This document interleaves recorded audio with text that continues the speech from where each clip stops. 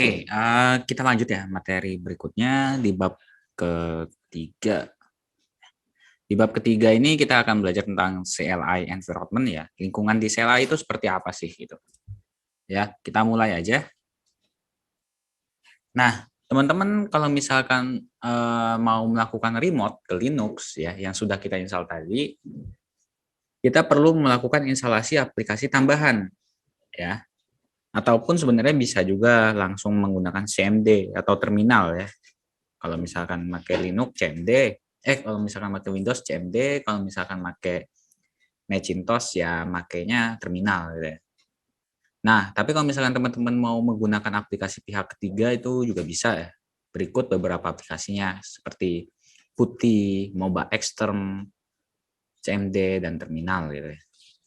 Sebenarnya kalau misalkan teman-teman melakukan instalasinya di virtual mesin manager kayak VMware ataupun VirtualBox itu sebenarnya udah bisa melakukan konsol ya. Ini namanya konsol gitu. Seperti ini nih. Yang Ubuntu server kita tadi sama yang Red Hat kita tadi. Nah, ini udah bisa kita ketik di sini ya. Ini namanya ngekonsol gitu, ngekonsol namanya. Ini yang desktop. Nah, tapi kalau misalkan teman-teman pengen ngakses lewat ini deh, lewat CMD ataupun lewat Putih itu juga bisa. Kalau lewat CMD, teman-teman silakan buka CMD seperti ini ya. Teman-teman cek dulu IP address si Ubuntu servernya berapa. Caranya itu IP spasi A untuk mengecek IP address. IP-nya 172.232.162/20. Ini punya saya. Punya teman-teman pasti berbeda ya. Teman-teman ceknya aja di ENS 160 ceknya. Cek IP-nya itu yang ada di device driver ENS 160 ya. Nah, kalau udah gimana caranya melakukan SSH, melakukan remote? Caranya seperti ini. SSH, username-nya apa, IP-nya berapa. 2.162. Nanti sebentar, dia ada correct fingerprint. Oke. Have to correct to get right this message. Kalau enggak kita coba di Red Hat aja deh. IP spasi A. IP Red Hat saya 172.232.179.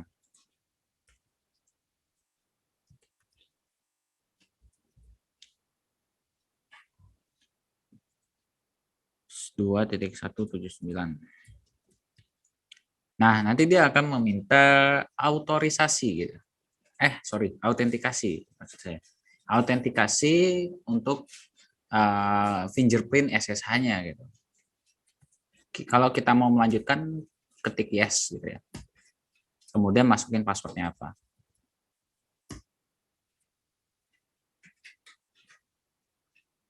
Passwordnya salah, sorry.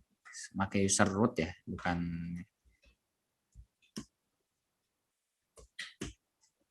Nah, ini kita udah masuk ke mesin Red Hat kita. Gitu. Kalau misalkan saya cek, nah ini perintah untuk login ke SSH menggunakan user yang sudah dibuat tadi. Menggunakan user root, IP-nya sekian. Itu IP si Red Hat ya.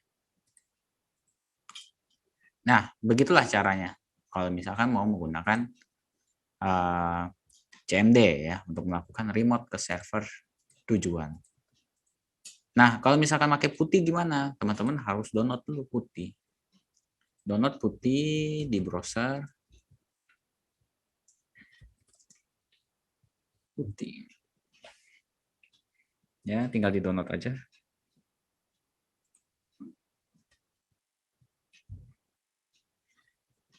Menyesuaikan ya teman-teman, makainya 64 bit atau 32 bit.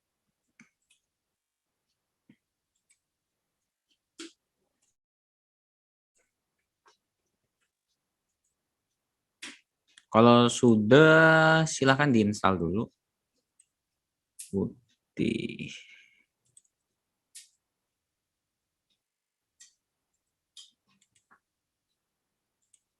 Tinggal diinstal aja ya. Tunggu proses instalasinya sampai selesai.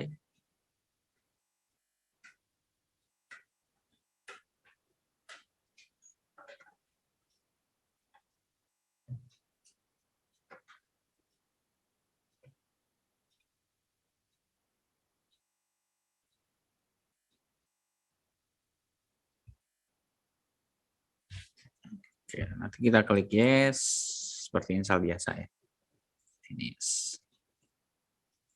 Nah, kalau pakai putih, silahkan cari di ini ya, start PUTTY, putih. Nah, untuk melakukan remote-nya ini kita pakai IP address ya. IP address Ubuntu server ataupun IP address si Red Hat-nya. Kalau misalkan mau pakai yang Ubuntu server, ini tinggal di remote aja. IP address Ubuntu servernya berapa.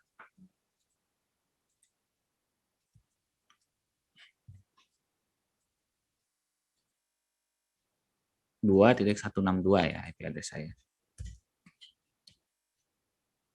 Tinggal klik.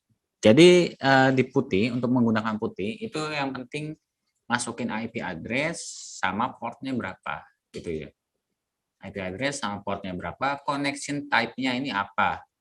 Jika pakai SSH, pilih SSH. Kalau misalkan mau pakai telnet, pilih telnet gitu ya.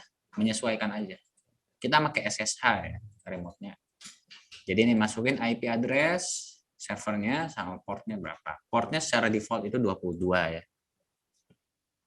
Nah, untuk yang lainnya settingannya default aja, nggak usah dari setting. Kemudian klik open. Kemudian accept. Nah, di sini nanti muncul tampilan login as. Nah, login as di sini kita diwajibkan login menggunakan user yang sudah dibuat sebelumnya. User yang dibuat di Ubuntu tadi apa? Kalau punya saya tadi nama usernya adalah Raffi gitu ya. Dan passwordnya apa? Nah, kita bisa melakukan remote server menggunakan putih ya, begitu caranya.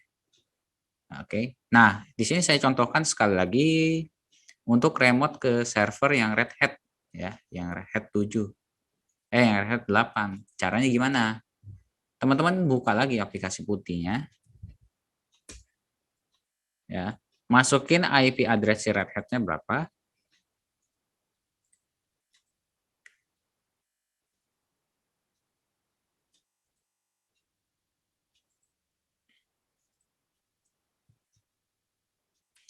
Port saya default-nya 22. Connection type-nya SSH gitu ya. Kemudian open. Accept. Login as. Nah, kalau user Red Hat ini tadi apa? Teman-teman bisa lihat di localhost login apa buat usernya. Kalau secara default sih Red Hat itu loginnya pakai root ya, root dan password rootnya apa yang teman-teman buat tadi, gitu.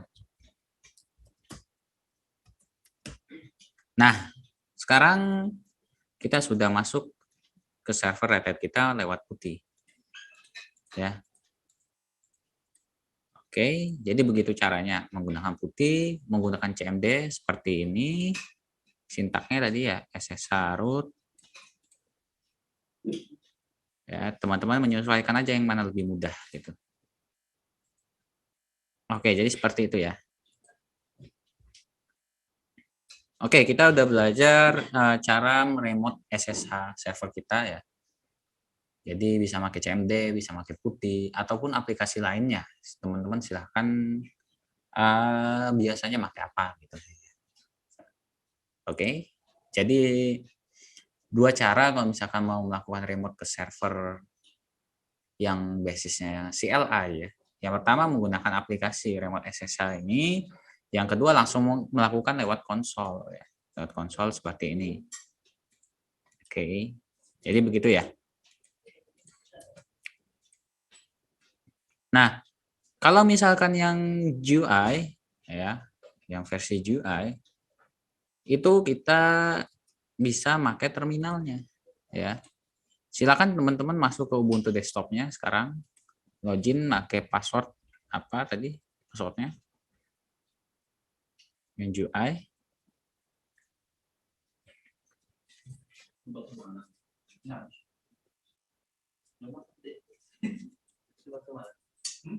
Nah, kalau misalkan teman-teman pengen menggunakan terminalnya, pilih di sini show application, kemudian pilih terminal. Pilih terminal. Nah, terminal itu sama aja kayak kita melakukan konsol tadi ya ke Ubuntu server maupun Red Hat server. Gitu ya. Caranya menggunakan terminal yang ada di Ubuntu ya. Jadi begitu. Nah, Ubuntu GUI terminal. Nah, kemudian kita bahas shell nih. Shell itu apa sih? Shell ini adalah Linux command line ya. Yang secara default shell yang digunakan adalah GNU bound against shell atau disebut bash gitu ya.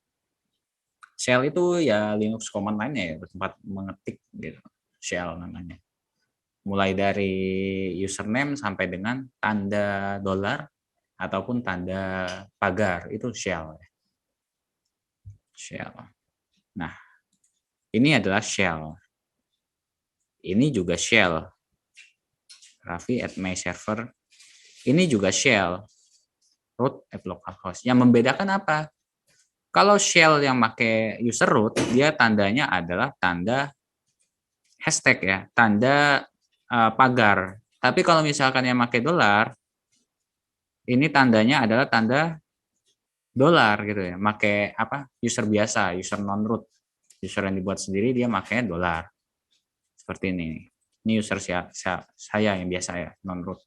Kalau yang root dia pakai tandanya pagar. Jadi begitu bedanya ya. Untuk penjelasan tentang root itu nanti kita bahas di user dan group ya. User and group management di sana kita bahas. Ini hanya pengenalan shell terlebih dahulu. Shell ini tempat teman-teman mengetikkan sebuah komen. Nah, di sini ada basic comment syntax yang pertama WMI ya, untuk menampilkan user yang dipakai. Sekarang kita coba aja nampilin user yang dipakai apa. Pertama teman-teman coba aja dulu di Ubuntu desktopnya ya. WMI user yang dipakai adalah Raffi gitu. Kemudian coba di Ubuntu server. WMI user yang dipakai adalah Raffi juga. Kalau kita cek di Red Hat WMI user kita adalah root ya. Usernya adalah root. Beda kan yang Ubuntu server sama yang Red Hat server. Kenapa bisa beda? Ya karena loginnya gitu. Loginnya tadi kalau yang Red Hat dia pakai root. Di bagian sini nih. Localhost login root. Ya, tapi kalau misalkan di Ubuntu server dia tadi pakai ini ya. Pakai user biasa, user Raffi gitu. Gitu ya. Jadi teman-teman bisa bedain deh. Kalau misalkan bingung, ini usernya yang dipakai user apa sih? User siapa sih? Teman-teman bisa langsung WMI ataupun ngecek di depan sini. Di depan sini adalah nama user gitu, inisialisasi nama user. Kalau yang di belakang sini namanya adalah hostname. Ya, mungkin kalau di Windows itu bisa disebut hostname ini ya kayak gimana ya di settingan sini properties gitu. Saya lupa itu namanya kalau di Windows. Ya kurang lebih seperti itu. Nah ini device name ya, device name kalau di Windows. Tapi kalau di Linux itu nyebutnya hostname. Itu ya. Kemudian ada uname nih. Uname ini menampilkan versi sistem operasi dan juga hardware-nya. Uname. Ya, kita coba. Uname. Dia pakai Linux. Uname juga. Pakai Linux juga. Uname juga di sini. Dia pakai Linux juga. Ya. Jadi ketiga server yang kita buat, Linux yang kita install, ini ya sistem operasi sama Linux. Oke. Kemudian kita juga bisa menggabungkan dua buah komen ya. Jadi sintak yang pertama sama sintak kedua itu digabung dengan parameter dan nn ya. Sama parameter titik koma ya. Itu untuk menggabungkan dua komen. Sebagai contoh di sini yang Ubuntu desktop dulu deh. Uname titik koma WMI Linux. Kalau yang di Ubuntu server WMI dan NN Uname Raffi Linux. Yang di Red Hat WMI dan Uname root Linux. Oke, jadi seperti itu ya. Jadi kita bisa menggabungkan dua buah komen menggunakan tanda titik koma sama tanda NN gitu ya. Jadi itu. Nah, kemudian ada sintak yang terakhir ini menampilkan tanggal ya, date. Teman-teman bisa ketik date gini. Date. Nah, dia akan menampilkan tanggal beserta zona waktunya gitu. Ya. Dan satu lagi nih, tambahan dari saya. Jadi kalau misalkan teman-teman bingung, WMI, Uname, date ini apa sih maksudnya gitu. Teman-teman bisa langsung gini aja. WMI min help. Ini buat nampilin itu perintahnya itu untuk apa sih sebenarnya gitu ya. Jadi dia akan menampilkan perintahnya itu untuk apa gitu. Ini kalau yang WMI. Kalau misalkan Uname juga sama. Uname min help. Ini akan menampilkan perintah Uname ini untuk apa gitu ya. Oke. Kurang lebih seperti itu. Date juga sama. Date min help. Dia akan nampilin perintah date ini untuk apa sih gitu. Oke. Kurang lebih seperti itu ya. Itu basic sintak doang gitu. Nah, masih ada lagi lanjutannya yang nanti kita bahas. Oke, kemudian juga ada tab completion ya. Dengan menggunakan tombol tab yang ada pada keyboard, kita dapat melengkapi komen yang kita ketik secara otomatis ya. Atau dapat juga melihat list file sesuai dengan keyword yang kita ketik gitu dengan menggunakan tombol tab yang ada pada keyboard. Letaknya di samping huruf keys itu ya. Ada tombol tab. Oke, jadi biasanya kita ngetik manual ya satu per huruf gitu. Sekarang kita pakai tombol tab, itu nanti langsung lengkap gitu sintaknya. Caranya gimana? Caranya gini. Misalkan saya mau ngetik Uname tadi. Kalau saya ngetik satu-satu kan kelihatan nih. Ini. Tapi kalau misalkan saya pakai Uname, mencet tombol tab, nah dia akan melengkapi huruf E-nya ini sama ngasih jeda satu spasi gitu ya untuk ngetik perintah selanjutnya. Misalkan saya ketik lagi dan sama WMI, saya mencet tab. Nah, dia akan ngasih jeda spasi satu kali juga. Ya, kemudian enter aja. Ataupun teman-teman kalau misalkan lupa sintak juga Uname apa sih perintahnya gitu. Yuna apa? Nah, misalkan teman-teman klik pencet tab, nanti akan muncul perintah yang sesuai dengan kalimat tersebut, kata tersebut. Ada Uname, ada alias ya, dan lain-lain. Misalkan yang wow juga. Wow. Nah, wow muncul juga. Wow, WMI, whoopsie preference gitu ya. Jadi tombol tab pada keyboard itu fungsinya sangat berfungsi sekali lah kalau di CLI gitu ya. Oke. Jadi seperti itu ya teman-teman terkait dengan CLI environment. Teman-teman jadi ngerti lah ya shell itu apa, terus cara ngetik cepat di CLI itu bagaimana gitu ya. Seperti yang sudah kita pelajari tadi, jadi untuk melakukan remote ke suatu server ya kita bisa menggunakan konsol langsung dan juga menggunakan beberapa aplikasi tambahan gitu untuk melakukan remote melalui SSH. Oke, sampai jumpa lagi di materi berikutnya.